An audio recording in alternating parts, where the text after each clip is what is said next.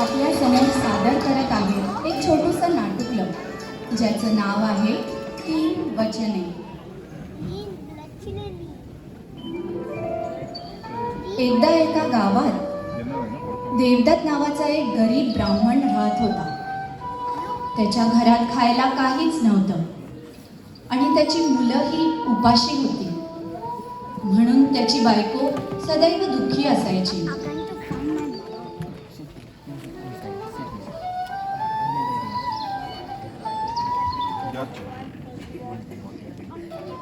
एक दिवस हताश होऊन देवदत्त जंगलात गेला. तो थकला होता आणि त्याला पाणी पाहिजे होतं. तेवढ्यात तिथे समोरच त्याला एक विहीर दिसली. त्या विहिरीत तो पाणी प्यायला जसा पुढे आला त्याला आश्चर्य झालं, कारण त्या विहिरीत एक वाघ, एक साप आणि एक माणूस अडकलेले होते. त्या विहिरीत पाणी तर नव्हतं आणि ते सगळे मदतीसाठी ओरडत होते.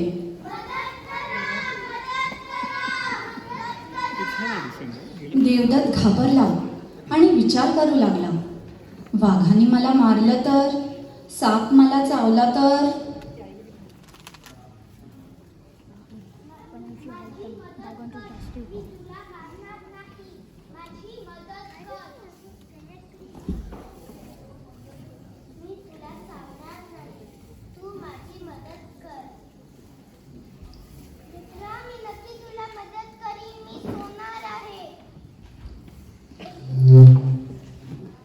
देवदत्तने विचार केला आणि विहिरीत एक लांब दोरी टाकली.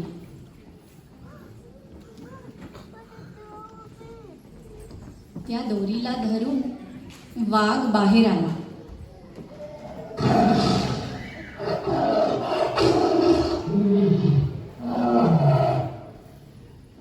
धन्यवाद, मी तुला मदत करीन. नक्कीच मी तुला मदत करीन. देवदत्त परत विहिरीकडे गेला आणि त्यांनी विहिरीत परत दोरी टाकली. त्या दोरीला धरून साप बाहेर आला.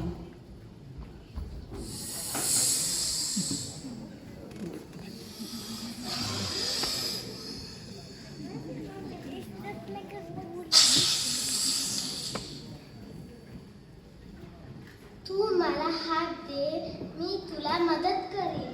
तू मला हात दे, मी तुला मदत करीन. परत देवदत्तने दोरी टाकली आणि त्या दोरीला धरून सोनारही बाहेर आला.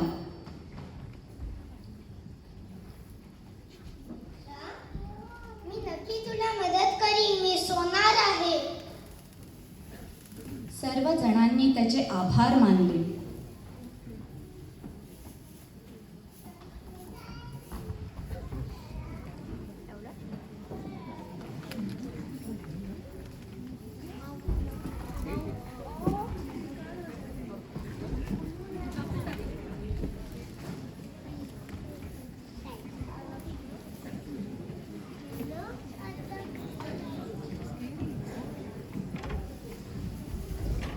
बऱ्याच दिवसानंतर देवदत्तला या सगळ्या घटनेची आठवण झाली आणि तो परत जंगलाच्या दिशेने जाऊ लागला.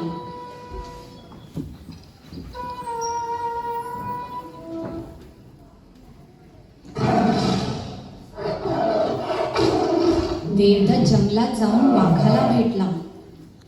अरे काय आश्चर्य, तुला स्वागत आहे. मला खूप आनंद झाला. मी नुकताच जंगलातून जात होता आणि मी तुझा विचार करत होता, म्हणून मी तुला भेटायला आलो. बरं झालं तू इथे आलास. मला हे दागिने आणि सोन्याची नाणी द्यायची होती. कृपया ते घे आणि तुझ्या कुटुंबासाठी वापर कर. वाघाने देवदत्तला सांगितले की कोणीतरी एका राजकुमाराला तिथे ठार मारले होते आणि ते दागिने वाघाला सापडलेले होते आणि ते त्याने आता देवदत्तला दिले.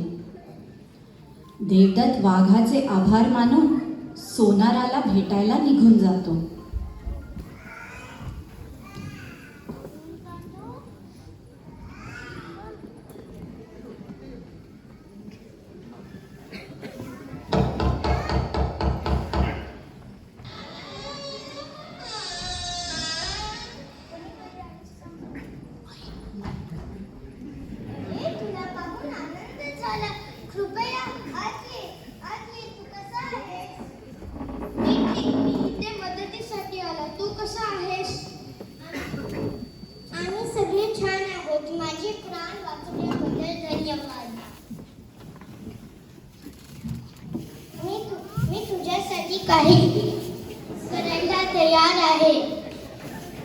तुला कशी मदत करू ते सांग.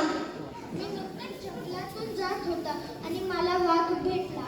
त्याने मला हे दागिने दिले. तू हे दागिने विकून माझ्या पत्नी आणि मुलासाठी नवीन दागिने बनवू शकतोस का? सोनार त्या दागिन्यांकडे बघतो आणि विचार करू लागतो. दागिने बघून सोनाऱ्याला आश्चर्याचा धक्काच बसतो, कारण त्याला आठवते की हे दागिने काही महिन्यांपूर्वी त्यानेच राजाच्या भावासाठी बनवले होते. त्यामुळे आता धूर्त सोनाराला एक कल्पना सुचते. ठीक आहे देवदत्त, मी यातून एक सुंदर हार बनवतो जो तुझ्या बायकोला आवडेल. एक आठवड्यानंतर परत ये. तोपर्यंत मी ते तयार ठेवतो. राजाने जाहीर केलेले होते की जो कोणीही त्याच्या भावाचे दागिने शोधेल त्याला पुरस्कृत केले जाईल. त्यामुळे सुवर्णकार आता राजाकडे गेला.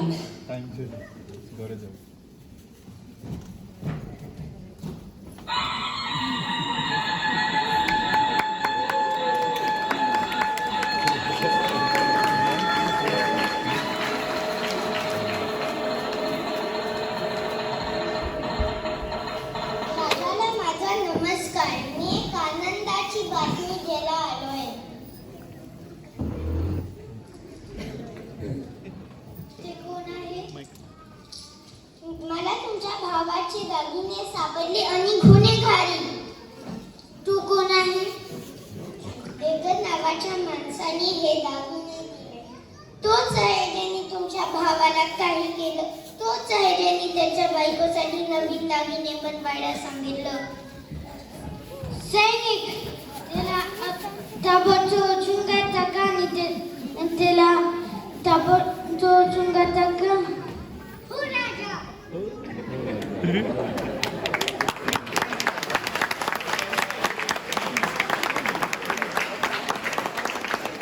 दागिने आणल्याबद्दल आणि गुन्हेगाराची माहिती दिल्याबद्दल राजाने देवदत्तला पुरस्कृत केले. सुवर्णकाराला पुरस्कृत केले. धूर्त सुवर्णकार आनंदाने ते बक्षीस घेऊन निघून गेला.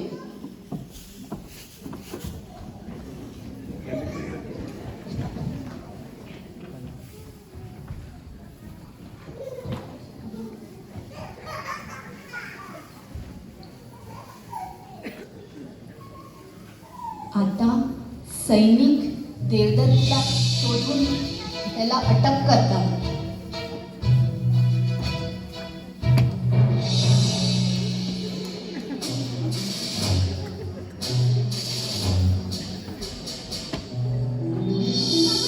अटक करत आहे.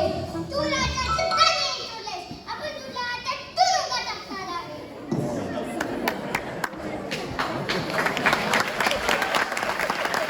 सैनिक देवदत्तला राजाकडे घेऊन जातात.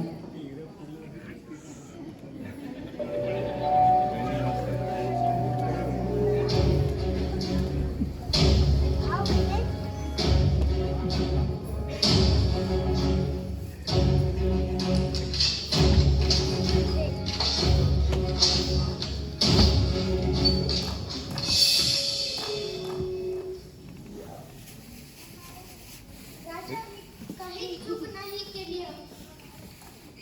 नाही, मला काहीच नाही ऐकायचे. सैनिक, त्याला घेऊन अंशुंगात टाका. हो राजा.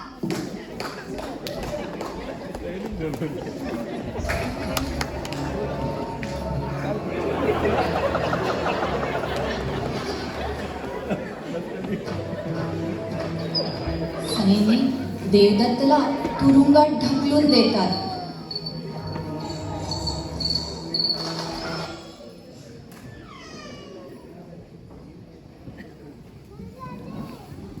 देवदत्तला काय करावं हे काहीच समजत नाही. मग त्याला साप पाठवतो आणि तो सापाला मदतीसाठी हाक मारतो. साप, मला मदत कर. साप, मला मदत कर. तू एकच आहे ज्याच्यावर मी समोर राहू शकतो.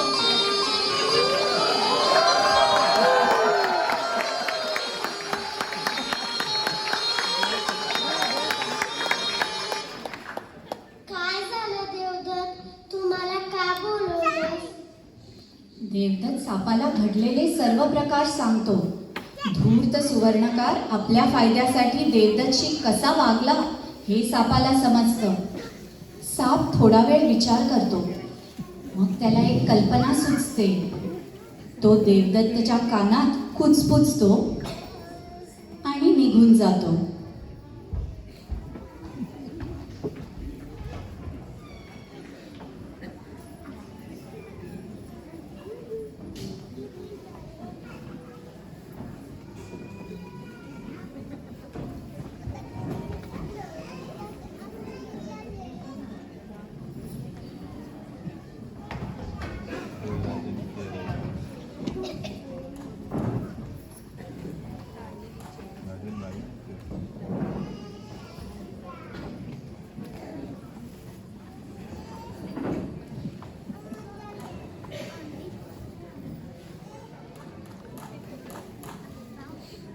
फ्रंट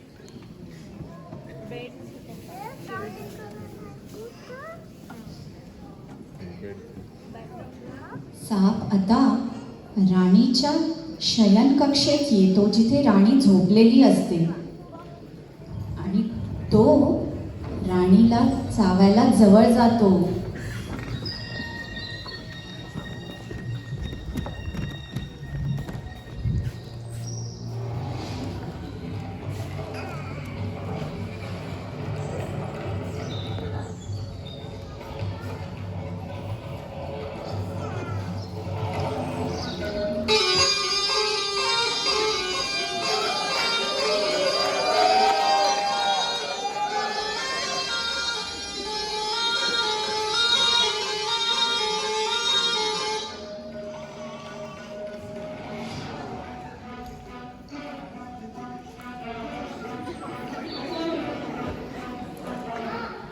हा, साप, साप, वाचवा,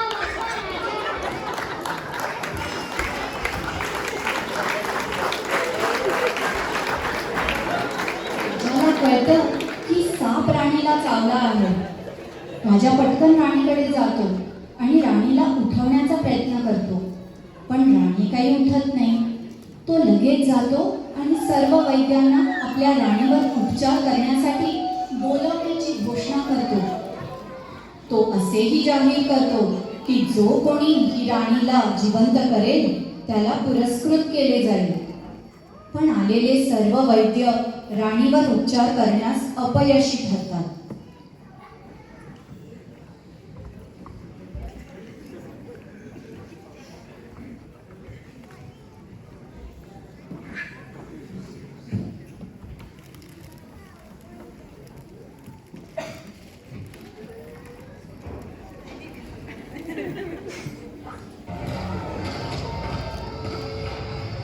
दुसरीकडे देवदत्त एका शिपायाला बोलवतो आणि त्याच्याशी बोलण्याचा प्रयत्न करतो. सैनिक, कृपया तिकडे या. मी तुझ्या राणीला बरं करू शकतो. चुप बस, तू कैदी आहेस.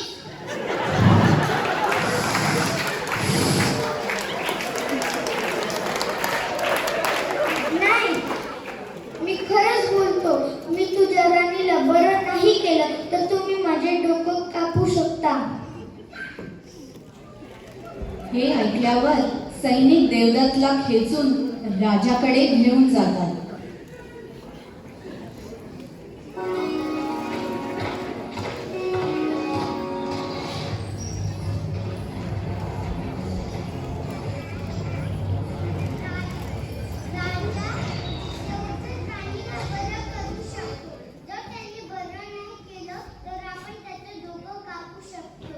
ठीक आहे.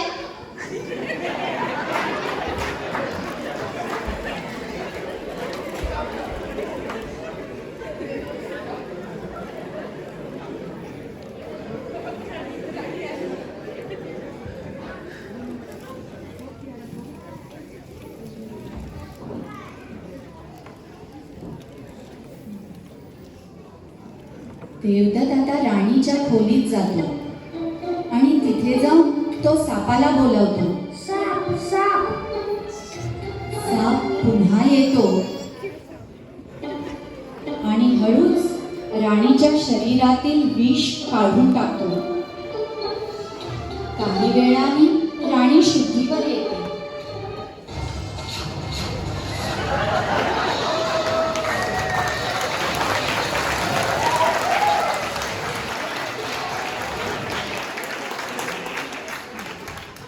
मी कुठे आहे?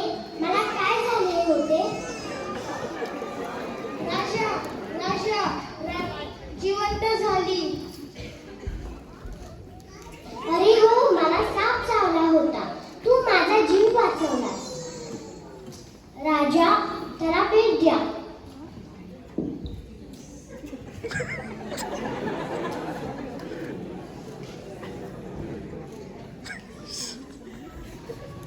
राजा खुश होतो आणि देवदत्तचा आभार मानतो आणि त्याला काय हवंय ते विचारतो.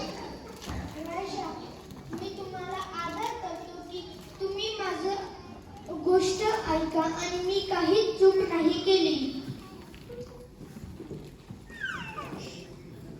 देवदत्त झालेला सगळा प्रकार सांगतो.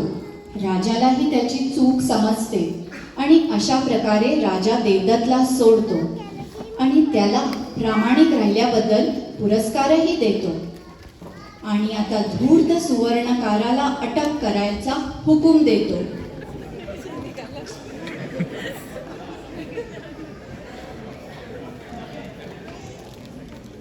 तर रसिक हो, पाहिलत का यावरून आपण काय शिकलो? चांगल्या कर्माची फळं नेहमी चांगलीच मिळतात.